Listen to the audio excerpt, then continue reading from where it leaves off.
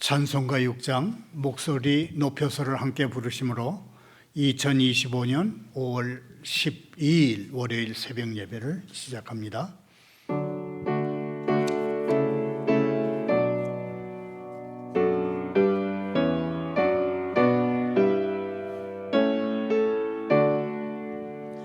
목소리 높여서 주 찬양하여라.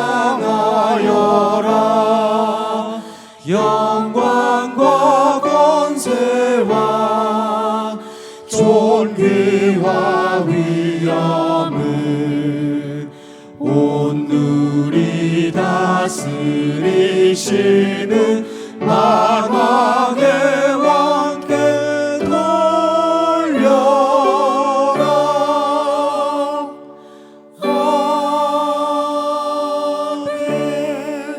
계속해서 210장 시온성과 같은 교회 함께 부릅니다.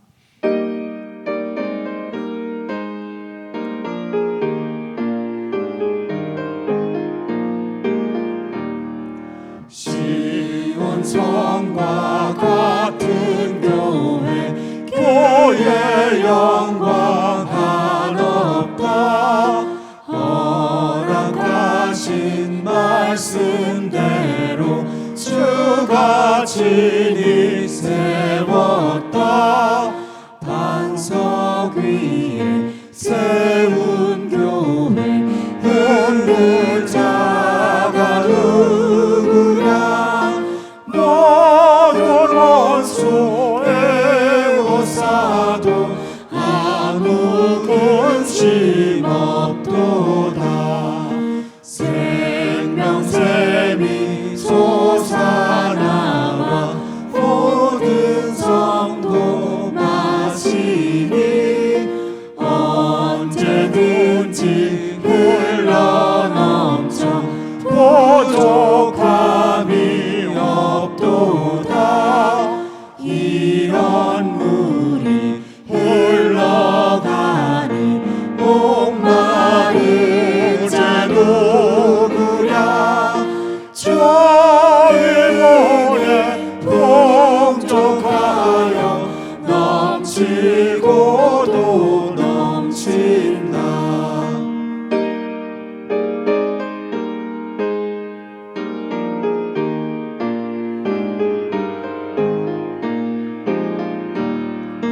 주의 은혜 내가 받아 시온 백성 되는 때 세상 사람 비방해도 주를 찬송하리라. 세상 헛된 모든 영광 아침 안개 같으나 주의 자녀 받을 복은 영원 무궁하도다.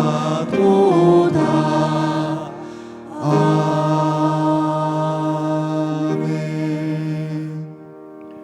오늘 새벽에 보실 하나님의 말씀은 민수기 22장 1절부터 14절까지입니다. 교독합니다.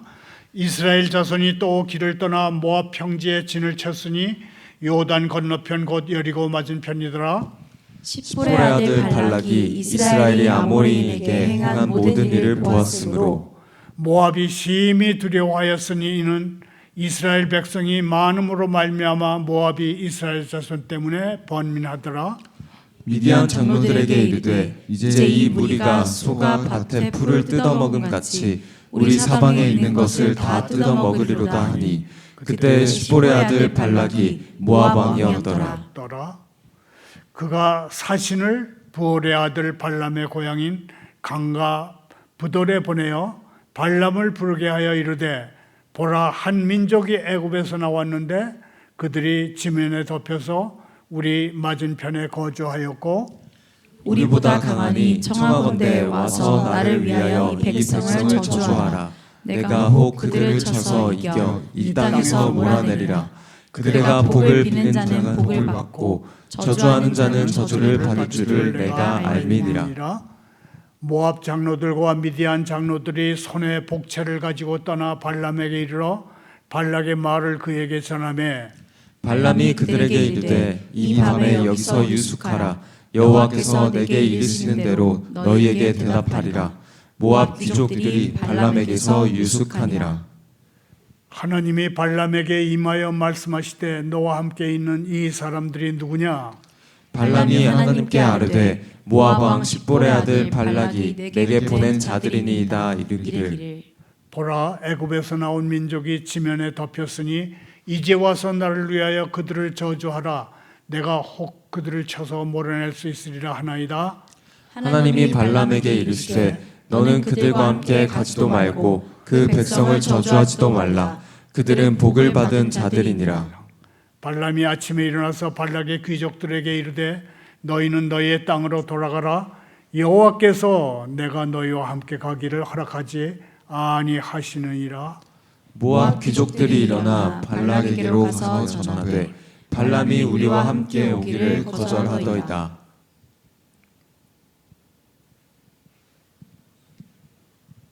아멘. 기도합니다. 영광의 하나님, 주님이 말씀하시고 일하는 방식에 대해 열린 생각을 하게 하옵소서. 저희는 거룩한 전쟁, 곧 성전을 이해하지 못합니다. 그러나 거룩하지 못한 종교의 위험은 이해합니다. 저희가 거룩한 땅에 들어가지 못하게 저희의 주의를 딴 데로 돌리려는 모든 것을 경계하고 아버지의 거룩한 약속을 붙들도록 도와주시옵소서. 예수님의 이름으로 기도합니다. 아멘. 오늘의 설교 제목은 주술 정치를 경계하라입니다. 이 부제에는 하나님의 교회는 평화와 청결과 자유와 사랑의 큰 군대로서 주술 정치를 하는 정치 세력과 전쟁을 수행 중이며 죄와 억압과 거짓과 오류와 부정과 방종에 맞서 싸우고 있다 하는 그런 뜻이 들어 있습니다. 설교 중에는 감성의 정치학이라는 책을 소개합니다. 원제는 The Political Brain, 정치적 두뇌입니다. 이 책을 소개하려는 이유는 오로지 대권을 거머쥐기 위해서라면 정치공학적인 진흙탕 싸움도 마다하지 않고 또 한편에서는 독재당이라는 당명으로 불리기를 서슴지 않는 요즘 한국의 국회의원들, 정치인들이 좀 봤으면 좋겠다 그런 생각에서 이 책을 소개하려고 합니다. 이 책은 100년 미국 역사를 수놓은 여러 정치 사건들을 소개합니다. 그러면서 유권자의 감성 1%를 잡으면 100% 당선된다. 그렇게 얘기하고 있습니다. 민수기 22장 4절부터 6절을 다시 읽겠습니다. 미디안 장로들에게 이르되 이제 이 무리가 소가 밭에 풀을 뜯어먹은 같이 우리 사방에 있는 것을 다 뜯어먹으리로다 하니 그때의 십볼의 아들 발락이 모압 왕이었더라. 그가 사신을 보올의 아들 발람의 고향인 강과 부돌에 보내어 발람을 부르게 하여 이르되 보라, 한 민족이 애굽에서 나왔는데 그들이 지면에 덮여서 우리 맞은편에 거주하였고 우리보다 강하니 청아한 데 와서 나를 위하여 이 백성을 저주하라. 내가 혹 그들을 쳐서 이겨 이 땅에서 몰아내리라. 그대가 복을 비는 자는 복을 받고 저주하는 자는 저주를 받을 줄을 내가 알미니라. 이스라엘이 드디어 모압 평지에 들어섰습니다. 이스라엘이 모압 평지에 다다랐다고 하는 얘기는 출애굽 1세대에서 출애굽 2세대로 세대 교체가 성공적으로 마무리되고 있음을 우리에게 알게 합니다. 모압의 폭군 발락 왕이 이스라엘의 숫자를 보고 두려워하는 것은 이스라엘이 죄로 인해서 40년 동안 광야에서 비틀리고 일그러진 모습으로 떠돌이 생활을 하는 걸로 끝날 줄 알았는데 하나님의 은혜와 보살핌 속에 여전히 활력이 넘치고 능력이 줄어들지 않는 민족이었음을 우리에게 알게 합니다. 모압 왕 발락의 이름은 파괴자라는 뜻입니다. 다른 사람들에게 공포감을 주는 이름이었지만 이 순간만큼은 이제 그는 자신이 파괴당할까 봐 두려워하고 있습니다. 발락이 이스라엘을 두려워한 이유는 크게 두 가지입니다. 하나는 시온과 옥을 상대로 한 전쟁에서 드러났듯이 자기의 전쟁 능력이 부족하다는 것이고, 다른 하나는 메뚜기같이 많은 이스라엘의 숫자였습니다. 모압 왕이 보기에 이스라엘의 파괴력은 소가 밭에 풀을 뜯어먹는 것 같았습니다. 이스라엘이 소에 비유되는 것은 주님의 백성이 소처럼 강인하고 힘이 세다는 뜻이 들어 있습니다. 무력으로 이스라엘을 누를 수 없다면 모압 왕 발락은 어떤 계책을 써야 할까요? 발락 왕은 부들에 사는 발람이라고 하는 점쟁이의 주술가의 힘을 빌리기로 했습니다. 저주 전문가인 점쟁이의 저주로 이스라엘의 힘을 좀 빼보겠다 하는 그런 책략입니다. 저주 전문가 발람은 성경에 나오는 갈그미스라는 곳에서 20km가량 떨어진 곳에 살고 있었습니다. 발람은 모압으로 가기 위해서 650km를 여행했을 것이며 최소한 20일 걸렸을 것으로 학자들은 보고 있습니다. 발락 왕은 모압 장로들과 미디안 장로들로 구성된 사신단에게 엄청난 복채를 들려보내면서 메뚜기처럼 강한 이 민족을 자기 힘으로만 물리칠 수가 없으니 와서 그들을 저주해달라, 그렇게 부탁했습니다.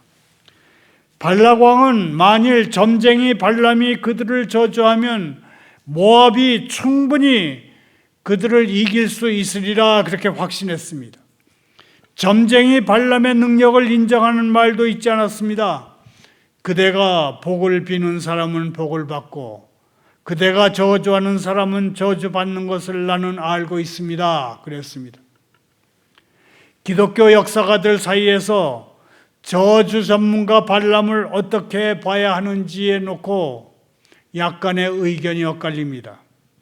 초대교회의 오리겐 교부와 라틴어 성경을 번역한 제롬 성인은 발람은 원래 좋은 여호와 종교의 선지자였으나 나중에 타락했다가 또 그 다음에는 어떻게든 옳은 일을 하려고 한 선지자로 여겨진다, 그렇게 평가했습니다.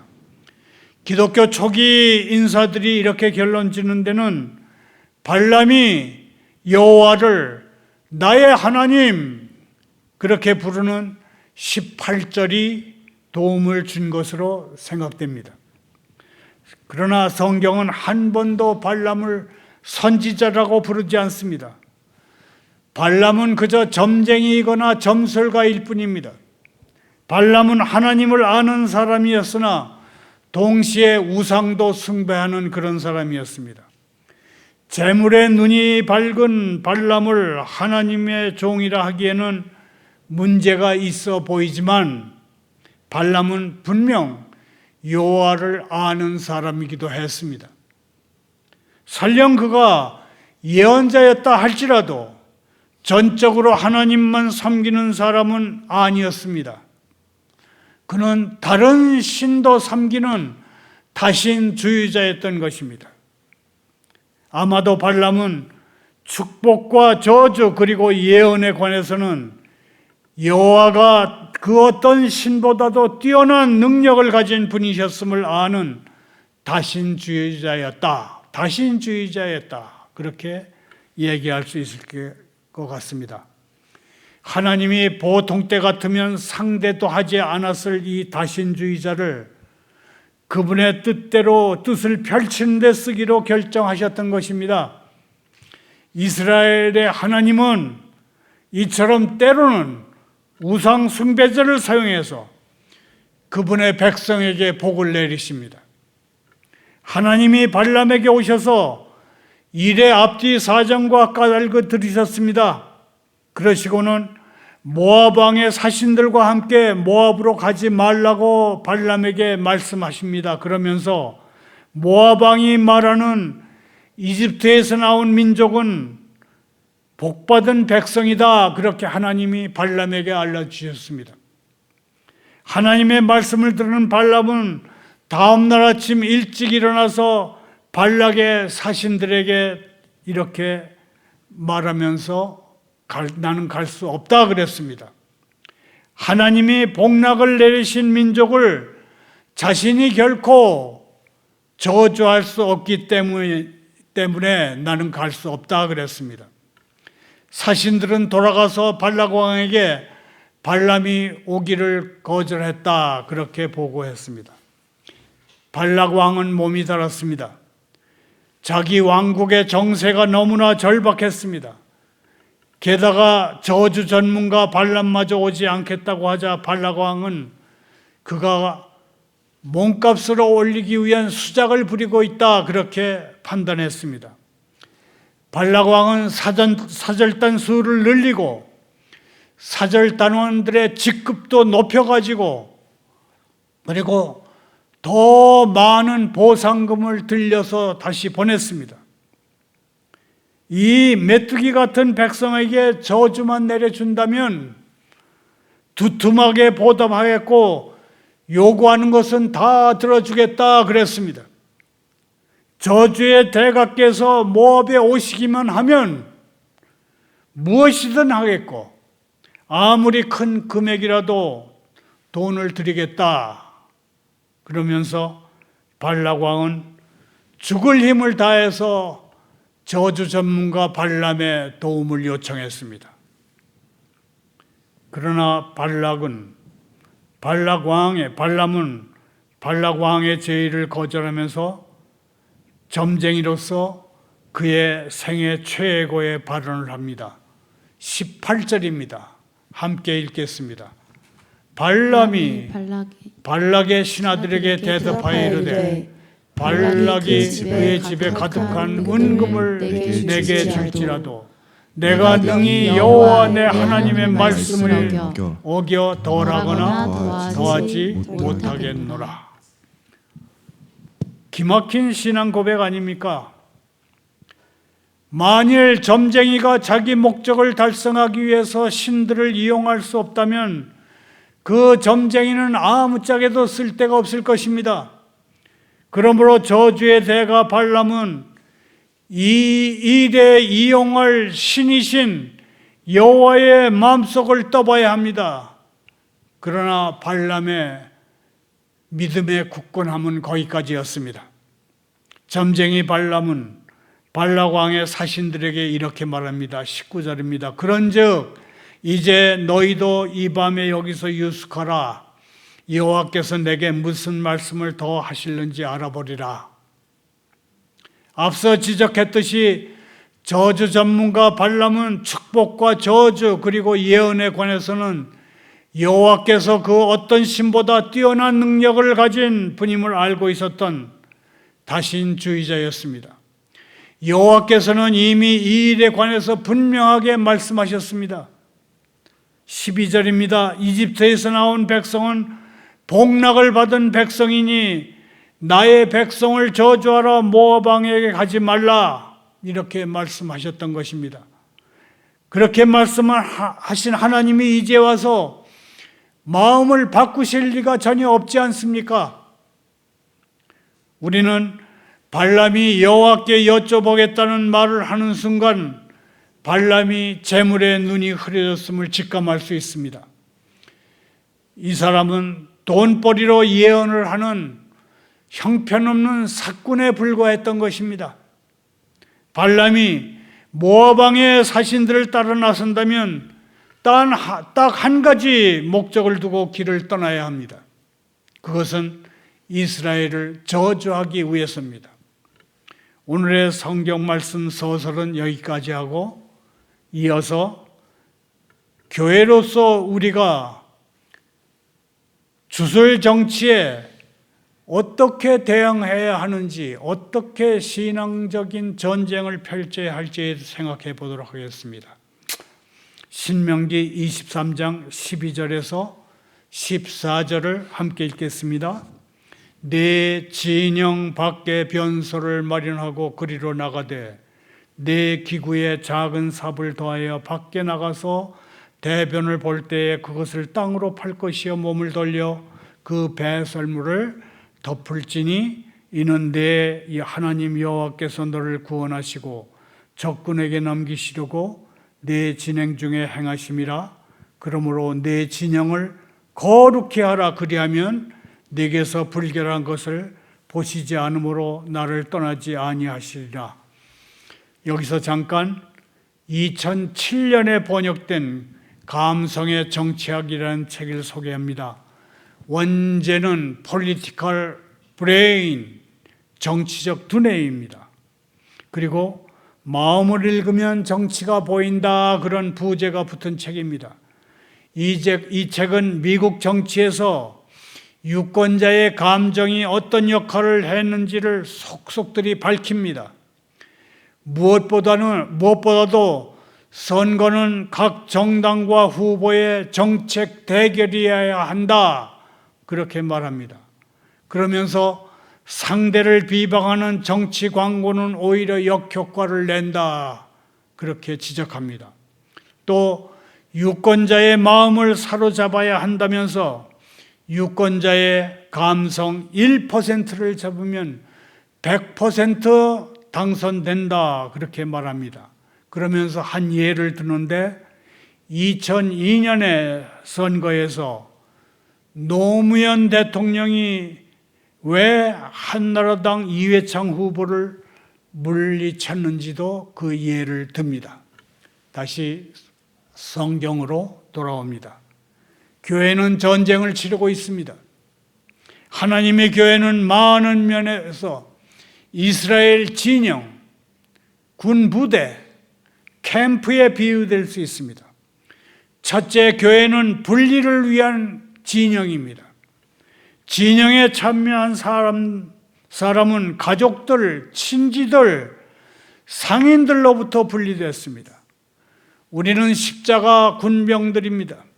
우리 가슴에 새겨진 십자가 병역을 위해서 우리는 대중들로부터 분리됐습니다. 우리는 적군의 땅에 있으며 매우 조심스럽게 우리 자신을 살피고 또 적군의 움직임을 살펴봐야 합니다. 그리스도에 인해 위대한 목적은 교회를 세상으로부터 더욱더 전적으로 구별되게 하는 것이어야 합니다. 우리 주님이 이 세상에 속하지 않으셨으며 진영 밖에서, 캠프 밖에서 십자가에 못 박히셨습니다. 그러므로 우리도 성문 밖에 계신 예수님에게 나아가서 그분이 겪은 수치를 함께 당해야 합니다.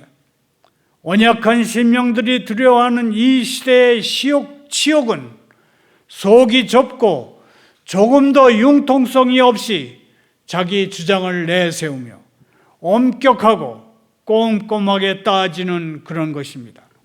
우리가 할 수 있는 한 굳게 결심해서 세속적인 그리스도인들과는 같은 길을 걷지 않도록 해야 합니다. 둘째, 교회가 하나님의 진영인 것은 항상 어둠의 세력을 공격하기 때문입니다. 교회는 적의 영토에서 전쟁을 수행하고 있습니다. 우리는 적군을 향해 나아가고 있습니다. 교회는 주님을 위해서 새로운 영역을 정복하기 위해 계속 나가야 합니다. 그것이 인공지능 분야이면 인공지능 영역으로, 그것이 인간과 비슷한 기계 곧 휴머노이드 분야이면 인간형 로봇 영역으로 가야 합니다. 그리고 현대전의 대세로 떠오른 드론 분야이면 원격 조종되는 무인 비행 물체 영역으로 우리는 나가야 합니다. 우리는 군대입니다. 우리는 오류와 죄에 가난한 족속을 향해서 전쟁을 선언했습니다. 우리는 가나안의 성벽을 무너뜨리겠다고, 그들의 우상을 부수겠다고, 그들의 산당나무들을 베어버리겠다고 맹세했습니다. 하나님의 교회는 평화와 청결과 자유와 사랑의 큰 군대입니다. 교회는 전쟁을 수행 중이며 죄에 맞서서, 억압에 맞서서, 거짓과 오류에 맞서서, 부정과 방종에 맞서서 싸우고 있습니다. 그리고 그 싸움은 아직 시작일 뿐입니다. 형제자매요, 그대는 이 사악한 도시에 살면서 교회를 가리켜 군대의 진영이라고 부르는 것이 적절하다, 그렇게 느끼지 않습니까? 저는 그렇게 느낍니다. 셋째, 의심할 것 없이 하나님의 군대의 주둔지인 진영은 멈출 것입니다. 군인들은 민간인이 되고 병영은 일반 거주지로 바뀔 것입니다. 교회가 전투적인 모습인 것은 지상에서 한때뿐입니다. 우리는 지금 여기에 있으며 내일은 가고 없을 것입니다. 형제자매요, 우리는 현재 한 도성, 한 시티보다는 군대 주둔지를 의미하는 캠프입니다. 마치 날들이 날아 지나가듯이 우리는 지나가는 존재이며 우리 형제 자매들 역시 그러합니다. 저는 30년 전 베이징 안디옥 교회 이래의 교회와 회중을 기억합니다. 제 뒤에 있는 목사님들 역시 그것을 기억할 것입니다. 그러나 그들이나 저도 그때 우리와 함께 있었던 우리 형제 자매 군사들의 이름을 다 기억하지는 못할 것입니다. 하나님은 그분의 백성들의 진영에 계십니다. 하나님이 그분의 교회를 특별히 관찰하신다면 그분의 진영은 거룩해야 합니다. 나는 너희 하나님이 되려고 너희를 애굽 땅에서 인도하여 낸 여호와라. 내가 거룩하니 너희도 거룩할지어다라고 명령하셨습니다. 너희는 떠날지어다 거기서 나오고 부정한 것을 만지지 말지어다 그 가운데서 나올지어다. 여호와의 기구를 매는 사람들아 스스로 정결하여 할지어다라고 하나님은 우리에게 당부하셨습니다. 여호와의 진영이 불결해서는 안 됩니다. 여호와께서는 우리가 정직하고 진실하고 청결하고 순수하며 거룩하기를 원하십니다. 그리고 만일 우리가 그렇지 못하다면 그분의 노여움이 불같이 타오를 것입니다. 주님, 저희를 불쌍히 여겨 주옵소서. 그리스도시여, 저희를 불쌍히 여겨 주시옵소서.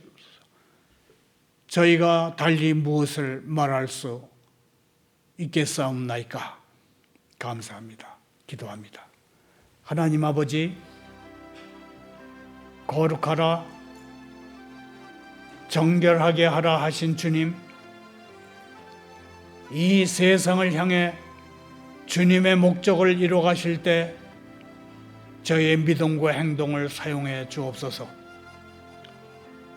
세상과 같이 되지 않고 세상에 쓰임받는 사람 되기를 원하옵나이다. 교만해지지 않고 정체성을 보존하도록 도와주옵소서. 세상에 무관심하지 않으며 동시에 세상과 구별되도록 도와주옵소서. 예수님의 이름으로 기도하옵나이다.